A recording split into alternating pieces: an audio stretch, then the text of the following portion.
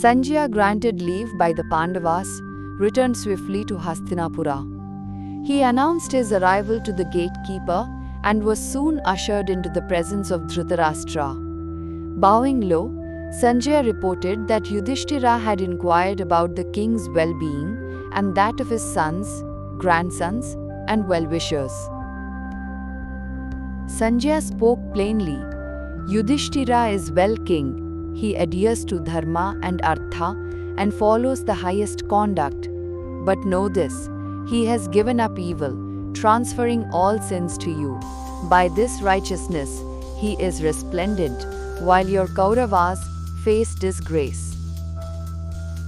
The messenger continued, censuring the blind king. Your actions, great king, are not aligned with dharma or arya conduct.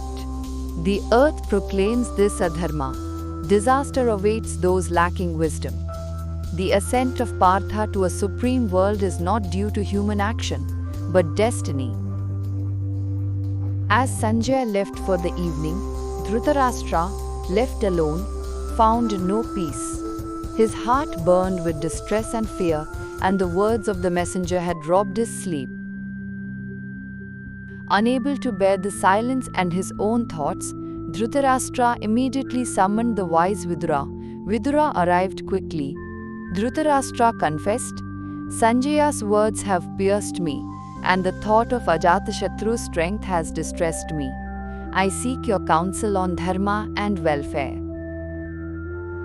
Vidura began his reply.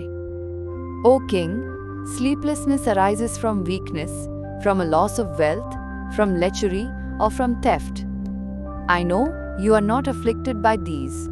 Your distress, therefore, must stem from the discord among the Bharats and the fear of the impending destruction of many beings. Learned people avoid harsh words, keep counsel secret, control their emotions, and follow dharma and artha with unwavering conduct. Contrast them with the foolish, who are vain, poor, envious, and prone to blame. They reject the worthy and praise the worthless. Vidura used an analogy. The soul is the charioteer and the body is the chariot.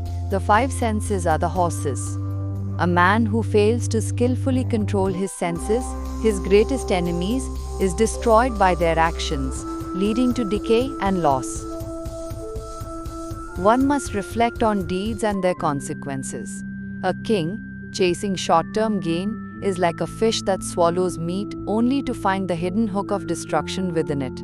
Consider capacity, treasury, population, and the welfare of your people before any action.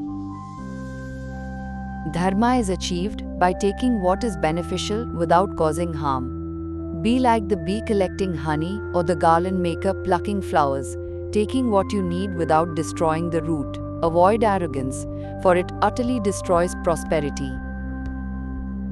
Vidura warned that harsh words inflict wounds that never heal.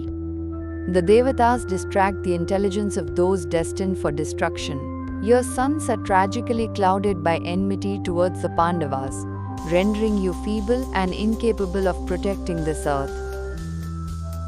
Vidura praised Yudhishthira. He possesses auspicious marks, is knowledgeable in dharma and artha, and is fit to rule. His compassion and non-violence are unmatched. I will speak the truth, pleasant or not, for the sake of the Kurus. The wise man continued his sacred counsel as the lamp burned low and the night deepened.